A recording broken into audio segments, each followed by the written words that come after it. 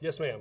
On the drilling moratorium announcement today, how much did pressure that you guys were getting from the region play into the decision to make the announcement this early? This was part of a natural policy process. Secretary Salazar, Director Bromwich have been down in the region hosting public meetings, talking with stakeholders, talking with the industry to ensure that we came up with the right set of rules and the right set of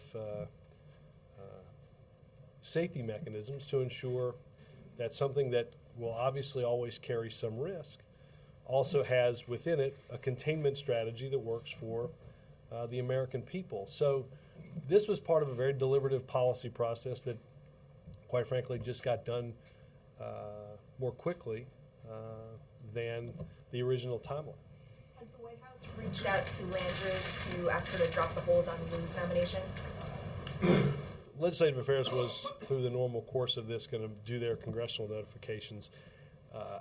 I saw, I believe, a statement from her that said she was not dropping her hold on Jack Lew. Our feeling on this is the nomination of Jack Lew is not in any way connected to and shouldn't be in any way connected to any facet of the moratorium. Jack didn't have anything to do with issuing the moratorium.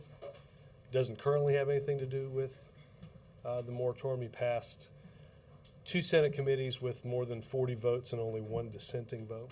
And obviously a budget director in a time of economic concern and concern about our long-term fiscal picture, somebody that you need at work. We have said from the beginning that the hold was unwarranted, outrageous, and that continues to be our viewpoint, and we hope that as we work through the normal course of a policy that ensures that oil drilling is done in a safe way, certainly that Senator Landrieu would judge Jack Lew on the merits of being a budget director, not of playing politics and getting issues that are ancillary to what he does involved in that equation. If we could just shift to the president's campaign schedule, is there any insight that you can give us into how the decision was made to send him out to the specific states and for the specific candidates that you announced earlier? Let me see if there's any information from Legislative Affairs. Obviously, those are some of those states we've been to before, and look, some places obviously we're going to raise money. Some places we're going for different activities, like the past weekend in Philadelphia, to rally young people in Madison, Wisconsin, and other places like that. Just where candidates and the team here feel like the president could be most useful. Are there places you've specifically decided not to go? Not that I'm aware of. Can we shift to the mortgage foreclosure? You said this morning that you opposed the national moratorium and that you want to take the just and necessary steps to ensure the process is being followed legally. Could you say specifically what actions you plan on that? Well, let me give me 1 minute. Will you? I thought I had my list of the different agencies and what they were doing. Yep.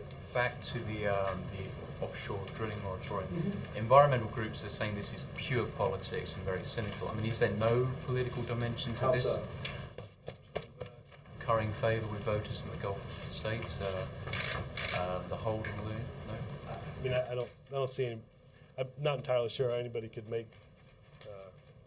I don't see how anybody could make that equation. I mean, this is. Again, this was a very deliberative policy process, and it puts in place, again, some important safety steps to ensure that when this is done, again, it's done safely. An operator must certify that they're meeting the requirements of ensuring that a worst-case scenario, that they have the ability to address a worst-case scenario. We're asking the CEO to sign off on that process. I think those are a series of very common sense things that we have to ensure are in place.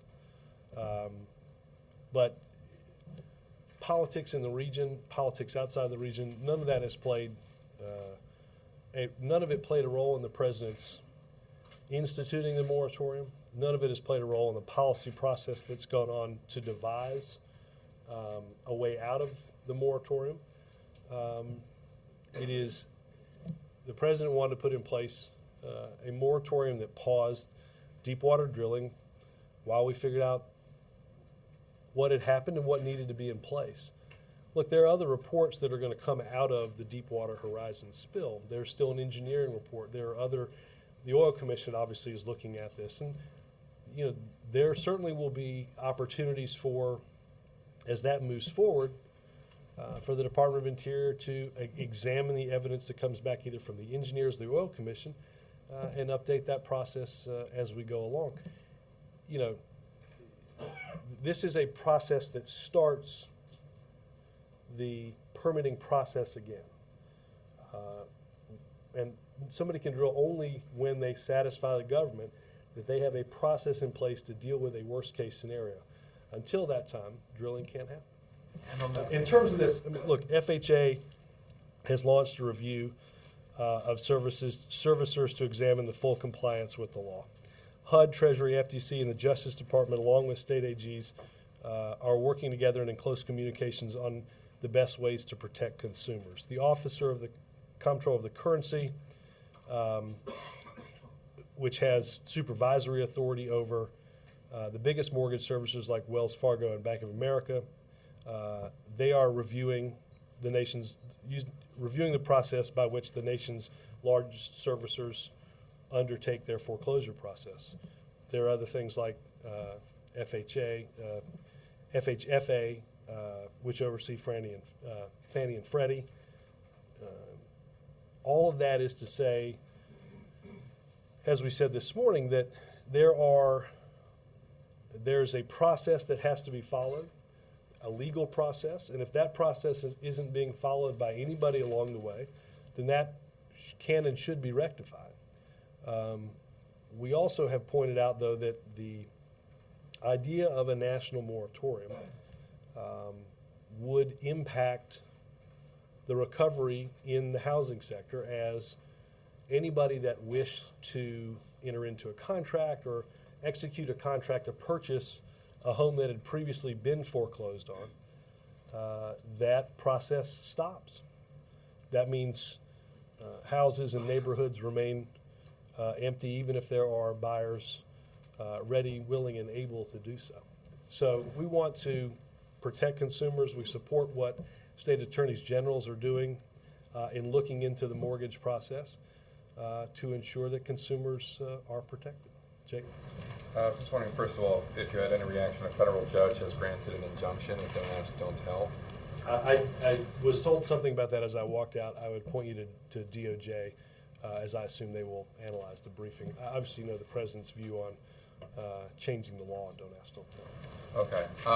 And this is the 10th anniversary of the bombing of the USS Cole. After becoming president, the president withdrew the prosecution of Abdul Rahim al-Nashiri, as you guys got your house in order as to what to do about the defendants and detainees at Guantanamo Bay. Since then, the Pentagon prosecutors have been eager to go forward with the case, and they've been stopped by the interagency process. Can you give us any update as to what's next for al-Nashiri, when that trial will go forward? One of the most important parts of that process, Jake, as you well know, and I think you touched upon it, was working with a bipartisan coalition in Congress to review and reform the military commission system to ensure that that process would and could be used to bring terror suspects to justice. The Attorney General referred 5 cases, including al-Nashiri, to the Department of Defense. And as you said, there's an interagency process that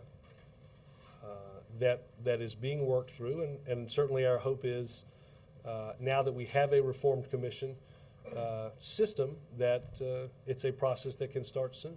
Can you Shed any light on what the holdup is? There are obviously families who are grieving today, the 10th anniversary of the bombing. There's a desire for information. Well, I don't have an update on the timing. Obviously, DOD and DOJ are working through this. Obviously, our viewpoint is that somebody who did harm to American servicemen 10 years ago will be and should be brought to justice. That was our goal in reforming the military commission system. And I believe in this case, we will see justice done. Lastly, as somebody, there are a lot of us here who have covered the president's campaign and now his White House, and a lot of times you guys are subject to accusations that are baseless and grounded in no more than, well, it could be true, make them prove that it's not true. And that seems to be the argument you're making towards the Chamber of Commerce when it comes to these foreign donations. It could be true, have them prove that it's not true. Don't you think that the president, there should be a higher bar for when the president levels or suggests or insinuates a charge? Well, Dick, what I would do is go back and look at what the president has said directly on this. The president, very careful with the language, absolutely. But the suggestion is, it could be true. They should open their books. Well, Jake, as we covered in this morning's briefing or gaggle, that I get asked questions, and others around this town get asked questions about people that have donated to the campaigns that you mentioned that you follow, because people that give in excess of $200 are required to report who they are and who they work for. Simple disclosure. We know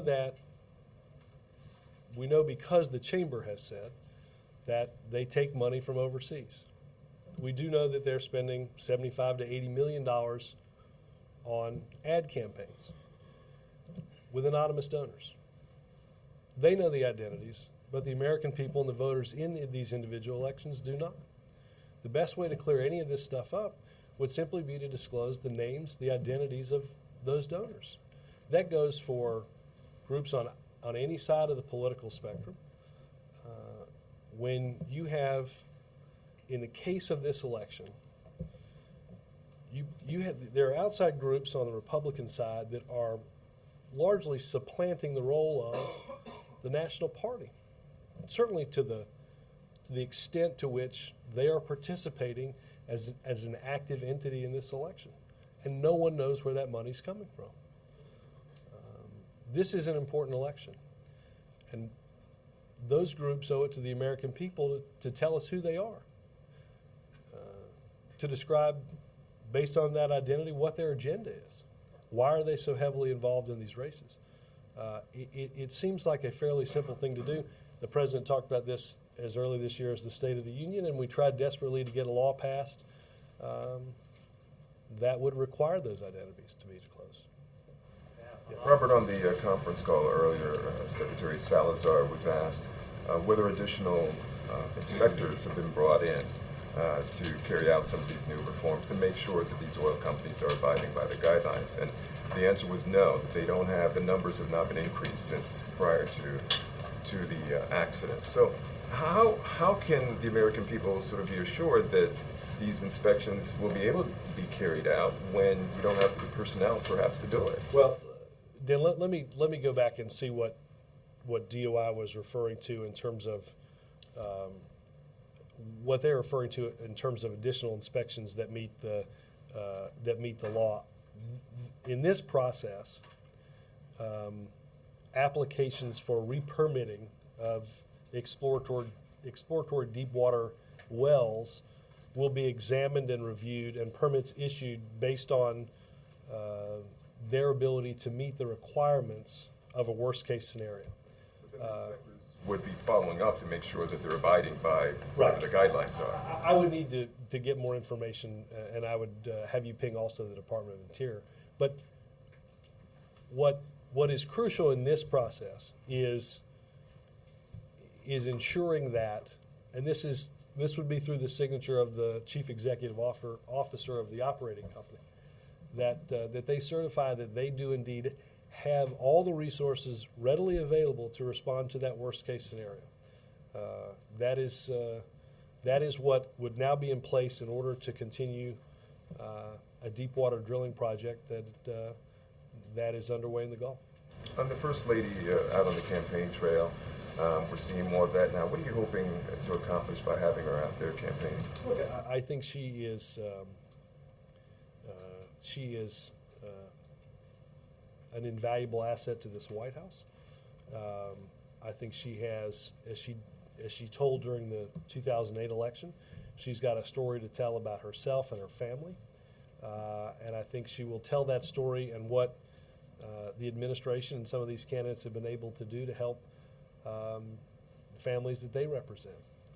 I think she will be.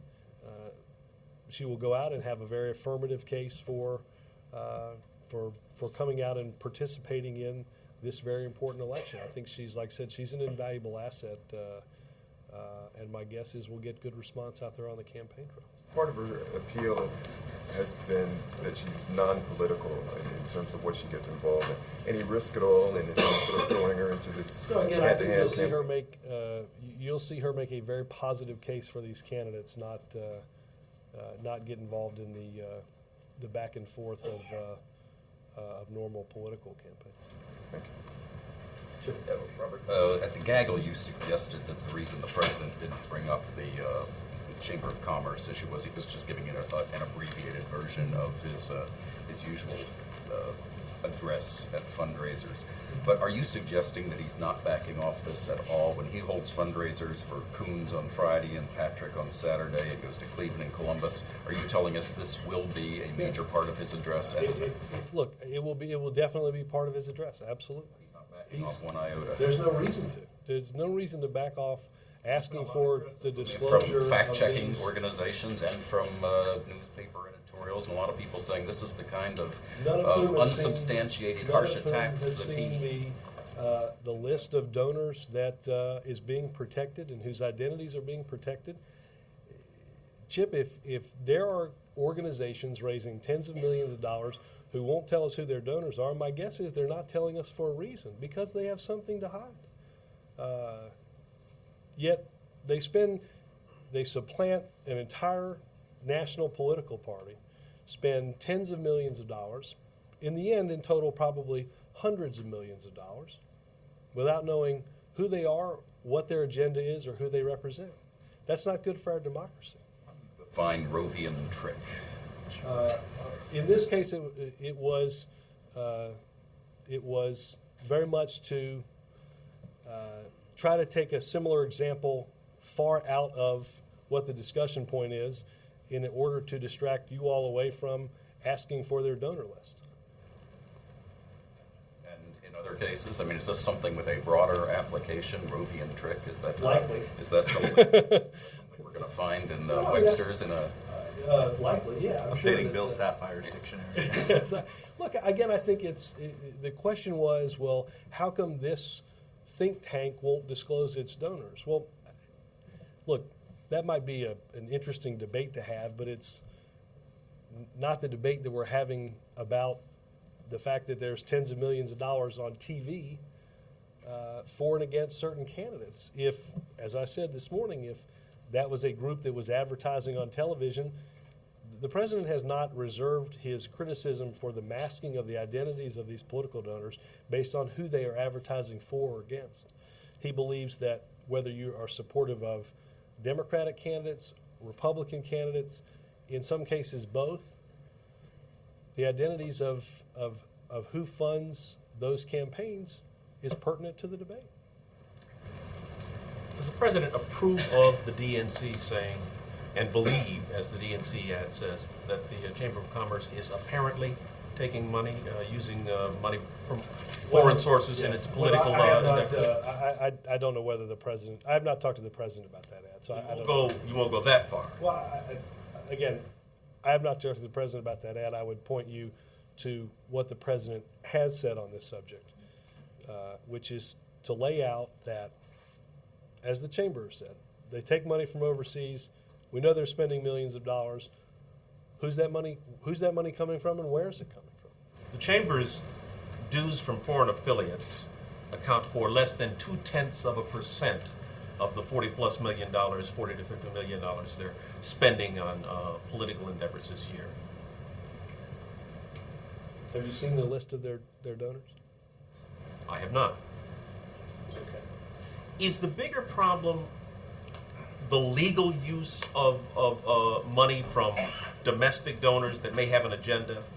I mean, do you seriously think that the possibility of illegal use of foreign funds is as big a threat? I think the identity. I think that a small number of people might write tens or hundreds of millions of dollars in checks to fund and bankroll a campaign or a series of campaign ads in order to defeat certain candidates because they have whether it's not a political ideology, it's what business do they have in front of the federal government? What regulation are they trying to impact with by getting involved in certain Senate races? What's their legislative agenda? Easier to answer if you knew who we were talking about. But that's not illegal. If they're foreign, it's illegal. Right. But if they're domestic, it's not illegal. I'd say the biggest point in this is disclosure. The biggest point is knowing what's out there. The biggest point is who's involved. That's what the president mentioned, again, at the State of the Union many, many months ago. And there was a bill to do just this because the president warned pretty clearly what might happen if those identities were shielded from the American people. Chuck? To follow up on the bill that you just brought up, Democrats on Capitol Hill mishandled that bill. Did they cut too many deals? The exception for the NRA, the exception for labor unions, and so politicized it. The biggest problem was 99% of Republicans voted against that bill. Well, they voted against the bill after the deals were cut. Were too many deals cut? Look, I think it should be a simple deal, right? And it wasn't, correct? This bill, Well, look, could this bill have been simplified? it should be who are your donors. That was not what this bill said, right? You're probably following some aspects understand of that, but I Capitol mean, Hill more than I am. But it does sound like you feel like this bill wasn't simple enough. No, Could have been simple, I- straightforward. Chuck, I think when people filibuster the bill because people don't want you to know who their donors are, I think it's pretty simple.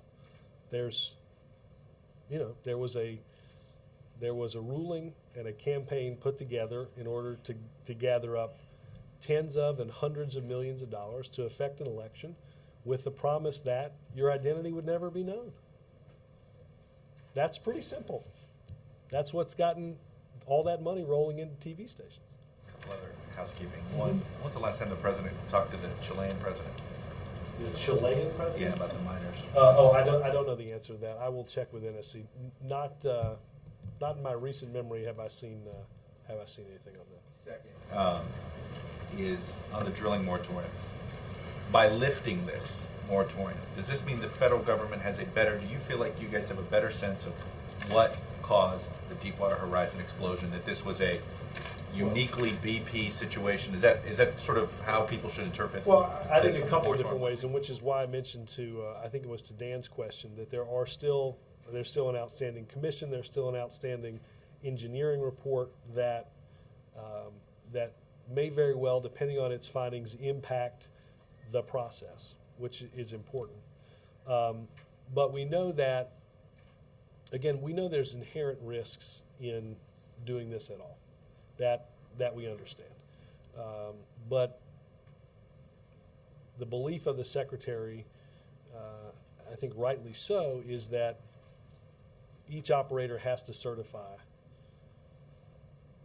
what the worst case scenario is and that they have the ability to meet that scenario. It's a very common sense way of looking at how we go about this process, and one that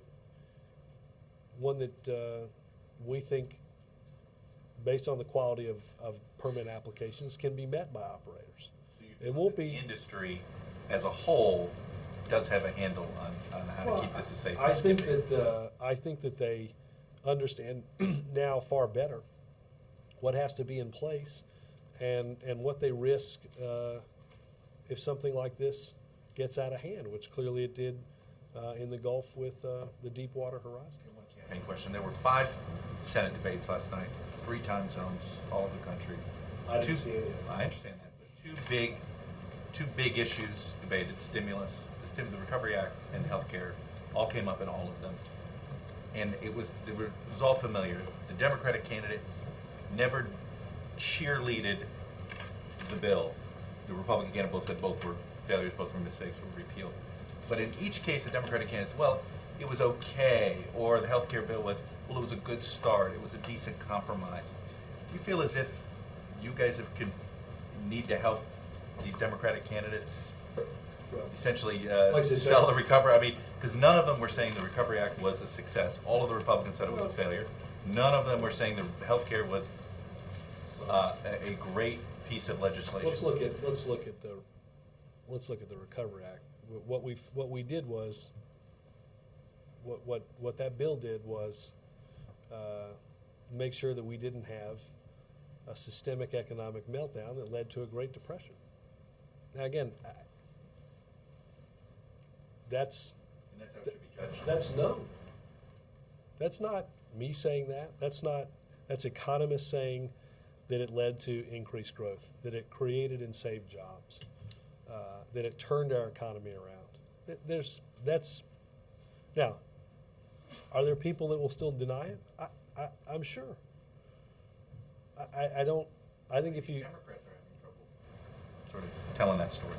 I don't think they're having trouble telling that story. I think that we live in an environment where we're not losing 800,000 jobs a month, or we're not losing 3 million jobs in 6 months as we were at the end of 2008, but we're climbing out of, very slowly, a hole that lost 8 million jobs. There's going to be economic frustration, not just from the past 2 years, but built up over many years as wages failed to go up, as hours increased, as jobs were moved overseas, as businesses made a series of bad decisions that required the government to step in and ensure that they didn't do irreparable harm to our economy. Nobody likes doing that. Nobody sat in meetings here and said, boy, let's do this because this would be great and politically popular. But we know what would have happened if the financial sector would have melted down. How would the debates go in the Midwest if GM and Chrysler and the million or so people that were connected, both working directly for those auto companies and the auto parts suppliers, many of which, if you drive by some of these auto plants, are built next to those factories? Where would we be if 1 million more people were out of work? Well, I think it's up to Republicans to, and I've seen it. I've watched them in Michigan say, we shouldn't have done that to help Chrysler and GM, and I hope voters will take them at their word, that many of their friends and many of their neighbors would have been out of work without the prospect of a lot of new jobs coming to town. Manufacturing has taken a beating. But look,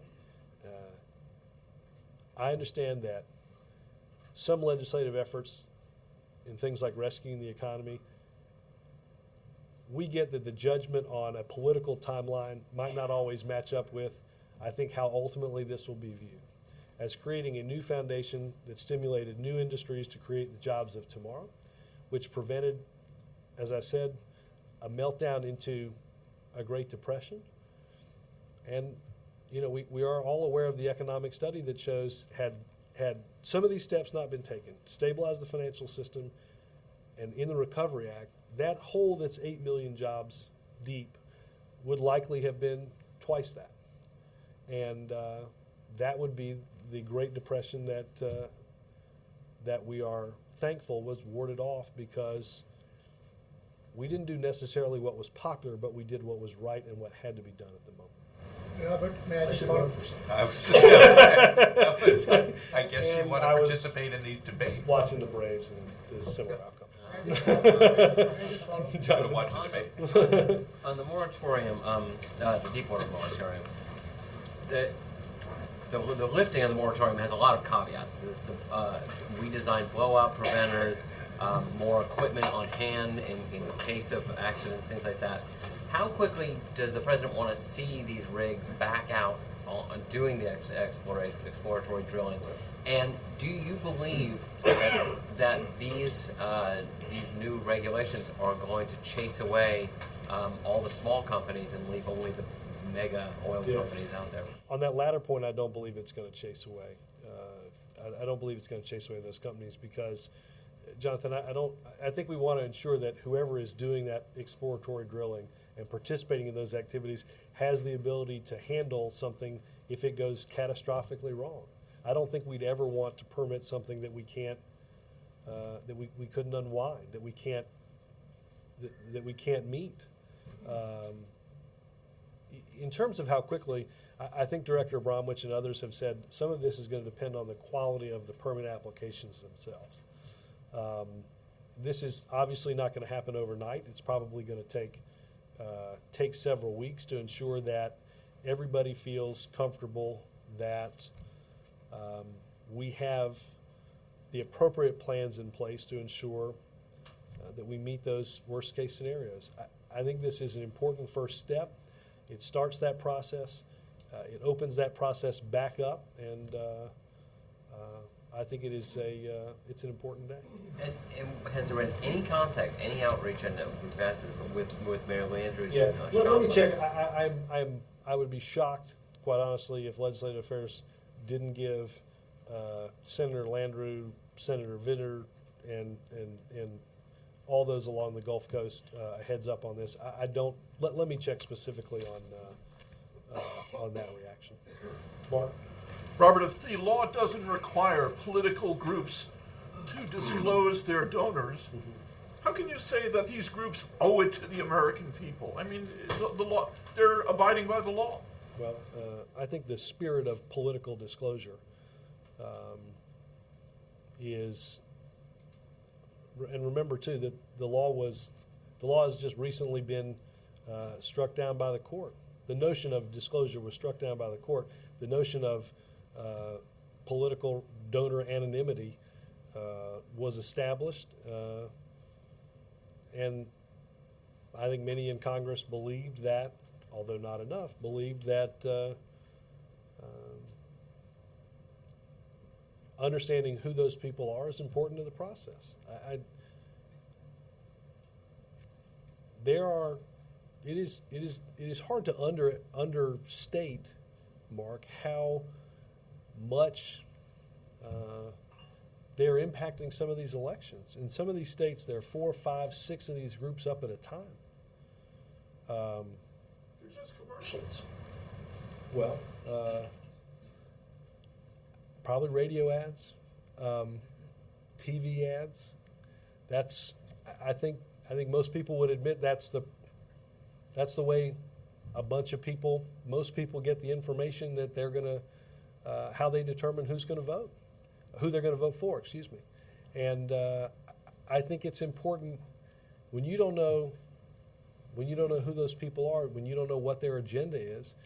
I think, as the president has said, that is a threat to very fundamentally to our democracy. There are people impacting those elections with which you have no identity. Do you think the spirit of political openness ought to embrace the president when he does closed-door fundraisers? Well, just last night, the president brought a print pool into. Yeah, there have been ones that were. There were, but here's what you know, Mark. Every person that gives to an entity that the president is raising money for, the DCCC, the DSCC, the DNC, Obama for America in 2007 and 2008, if you give in excess of $200, and I think in our case we actually disclosed a lower amount, but if you give in excess of $200, we know who you are, not only we, you, the FEC, it's posted on the internet, who you are, who you work for, where you live. That's basic disclosure. That's how. But in the spirit of openness, if he's addressing big money donors, shouldn't that be open to I will say coverage? this. I'll say this, Mark. I think we had one or two that weren't. I'm sure you have the exact number. I bet it was less than 5. It's closer to 10, How many have we done? 50-something. Okay. I'd put our openness mark up against anybody's. It was a policy that we had during the campaign. It wasn't something that we waited to institute when we got here. And we've taken as many steps as we can to ensure that when the president speaks to these groups, that you know. Why are there different rules for some of these things? Why do you say, well, print for this, TV, what's the Because point of it's, keeping TV cameras out? It's not the point of keeping TV cameras out, Chuck. It's, I trust that your friends that are doing pool reports are relaying what the president says quite Well, accurately. but- But, Chuck, it's, no offense, but to take you, your producer, to take one other guy, to take a bunch of people. I mean, that's why we have a pool. We have No, a no, very I- small group of people. We're You're talking. not a very small group of people, but some people have private homes that you can't bring that many people into. But Chuck, let's not get diverted from the fact that you know exactly what the president said last night. You will know exactly who gave. You'll know the amount they gave. You will know their name and where they work. You will not know any of that on these groups that sound like mom and apple pie, that are running tens of millions or hundreds of millions of dollars of ads affecting big parts of Senate races, big parts of House races, big parts of gubernatorial races. Obviously, a separate series of laws govern gubernatorial races. But I'd be happy, Mark, if the groups that have advertised in these races on either side met the transparency standards that we have met, and that federal candidates are required to meet, because you know the identities of who gave that money. Will you have more closed fundraising? Not that every one I think we have will be open, as far as I know. And I think all the ones that we announced today, the DCCC, the DNC events, I know are open. Delaware. I believe Delaware is open. I will double check on that when we get out of here. Back to the oil moratorium, the Interior Department rules say that the new rules are going to add about $183 million in annual costs. That's about $500,000 a day. Jonathan asked you about chasing away the. So tell me the figures again. Where are they from? $183 million a year in annual costs under the new rules. That's about $500,000 a day.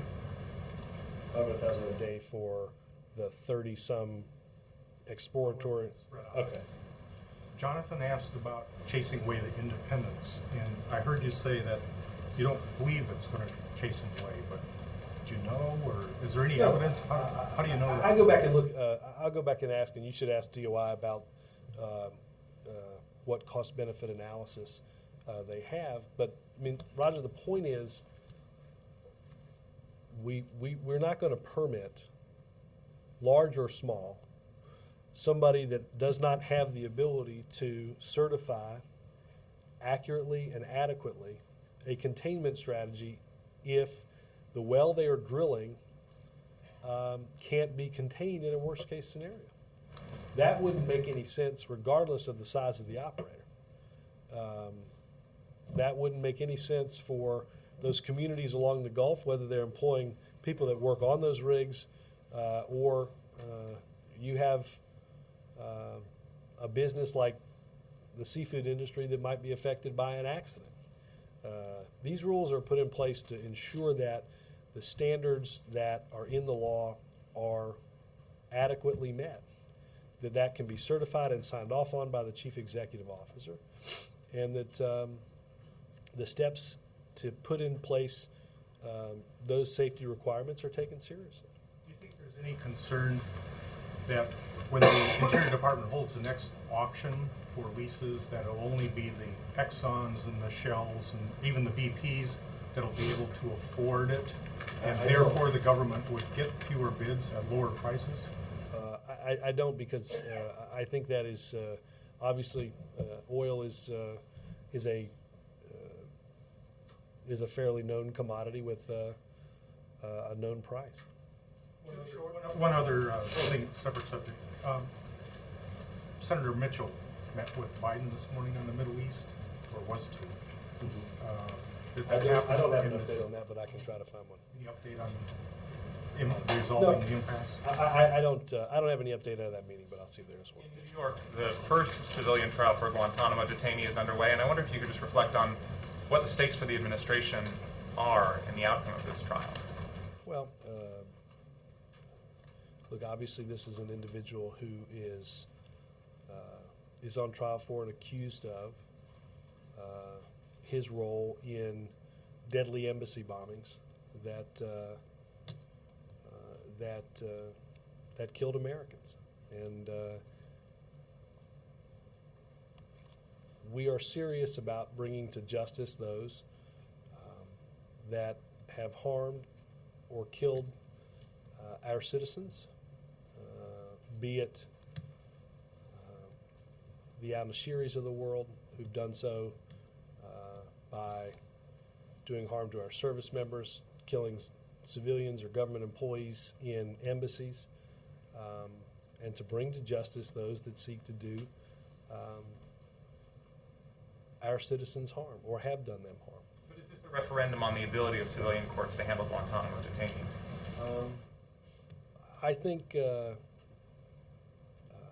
look, I think this is an important trial in terms of bringing about justice. There have been cases where suspects. Last week there was obviously the Times Square bomber was sentenced to in an Article III court was sentenced to life in prison. So we know that these work.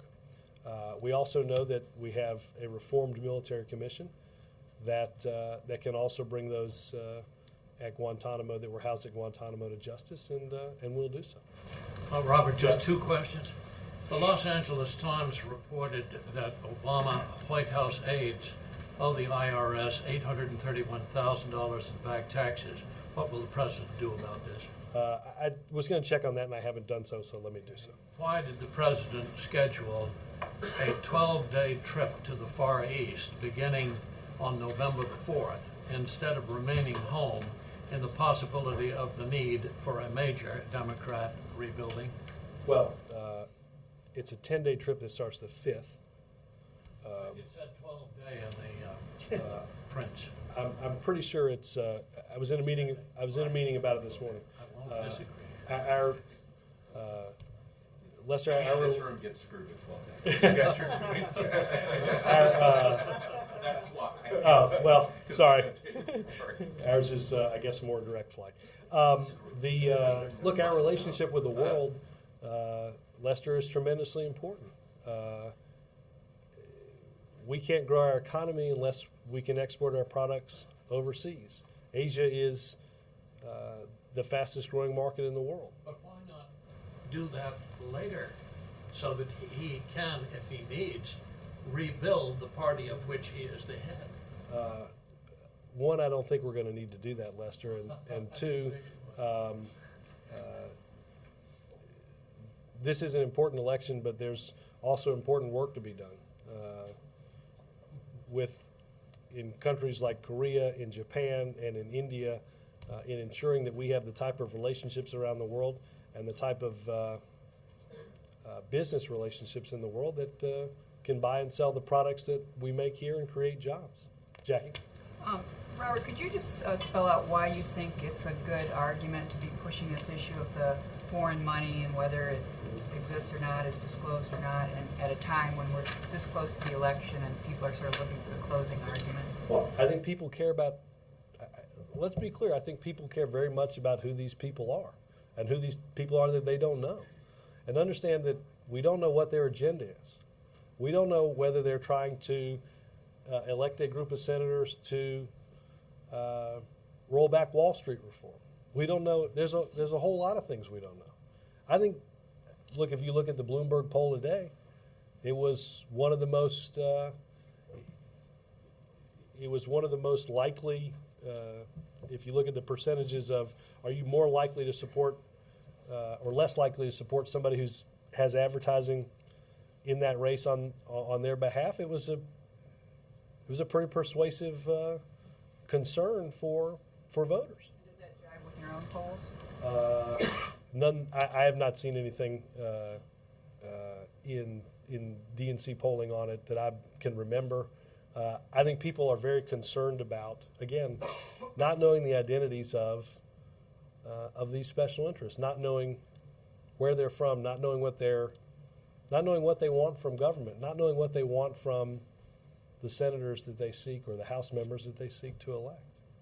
I wanted to follow on Chuck's question about the stimulus, but even as Republicans are out campaigning and calling the past stimulus or the existing stimulus a failure, you have a lot of nonpartisan economists and analysts who have said that it did its job, it just maybe should have been larger, and that in fact part of our problem right now is that the stimulus is waning, and that there arguably should be some more. Was that what was behind Secretary LaHood yesterday saying that you'll push sooner rather than later for the $50 billion in transportation funding? I will say first and foremost, we met the goal of ensuring that 70% of the money from the Recovery Act was spent by the end of the most recent fiscal year. We met that goal, but understand that that's a lot of funding to get into an economy in a very short period of time. So there's still some funding that continues, obviously, that has not, it's been obligated, but and projects are underway, though the check hasn't finally been written. The economic activity is happening. Again, I think those statistics bear that we not just got what we could politically bear, but we got into the economy what could be gotten into the economy in as quick a period of time, and to do so without waste, fraud, and abuse. In terms of infrastructure or expensing or some of the proposals that the administration continues to have, some of them are built off of existing ideas that were in the Recovery Act that we'd like to see extended. Infrastructure, obviously there was major investments that were made as part of the recovery, but we also know that a great deal of the unemployed that we're dealing with used to be in the construction industry as the housing market has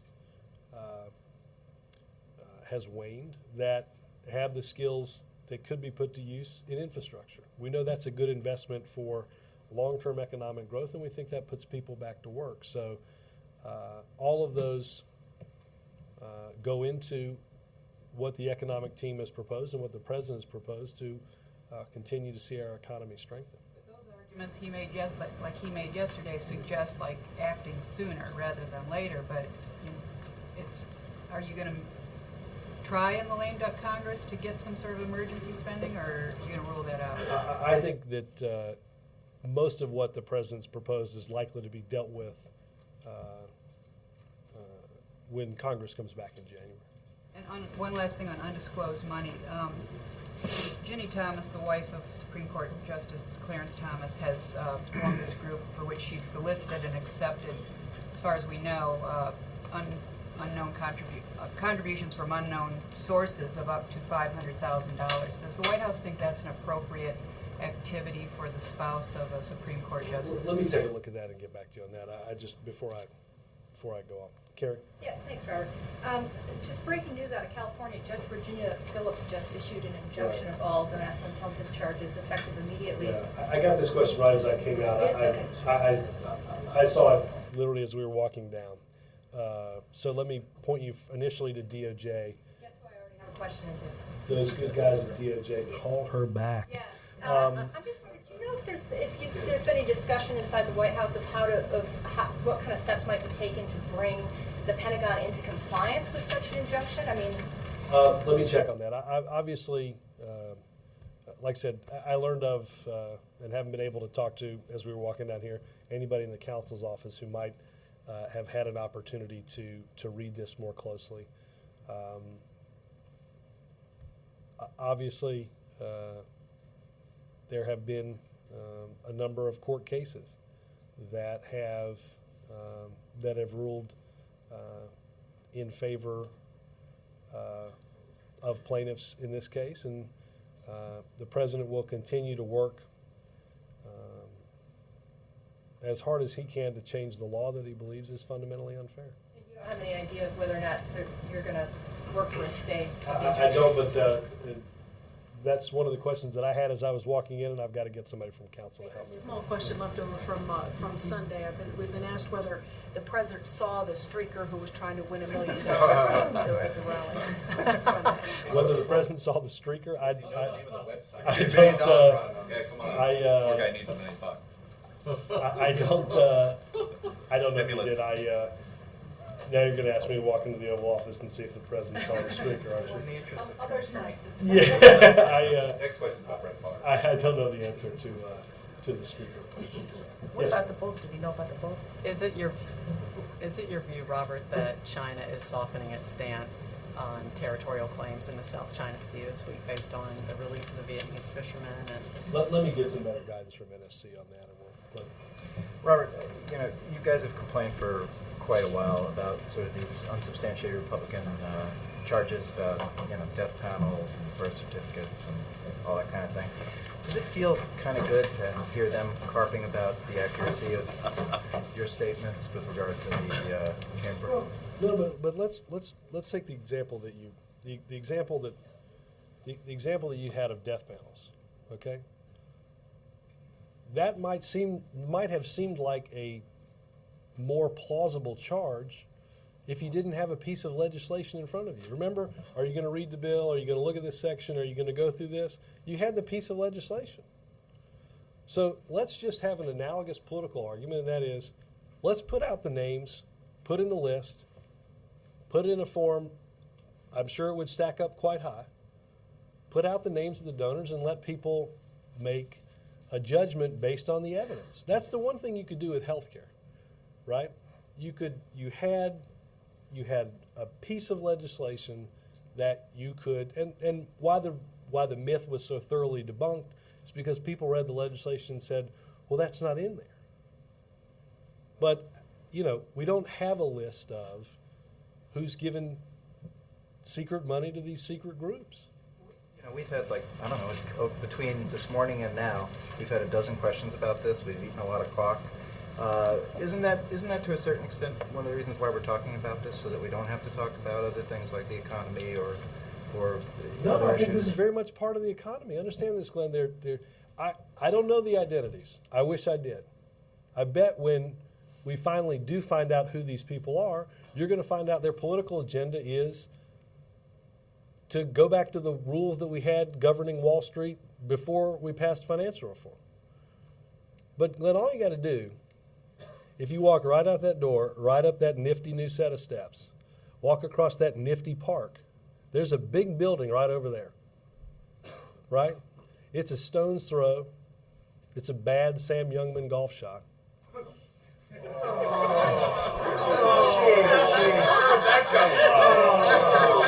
I had you right up until that, right? But what I'm telling you is, what I'm saying, Glenn, is it's a short walk, right? Email the chamber and tell them you'll meet them over there in 10 minutes.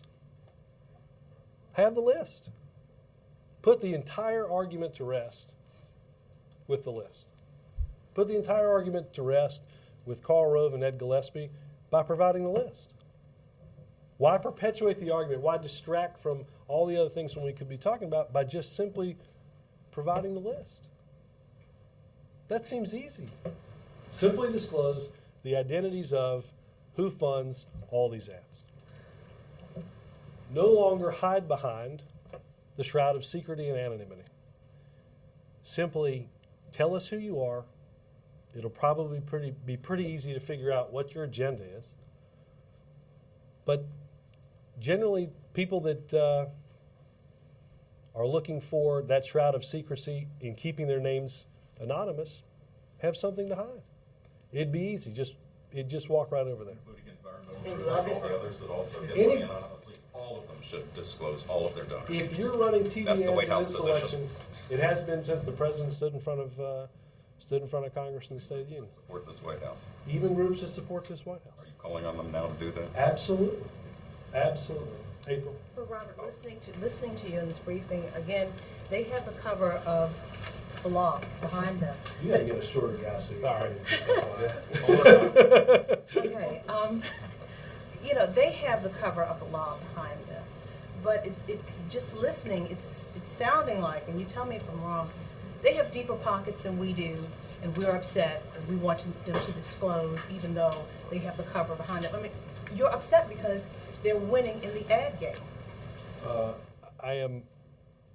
They have the ability to influence elections. They're supplanting the entire effort of a national party to the tune of $150, $160, $180 million in a political campaign. And you don't have the slightest idea who they are.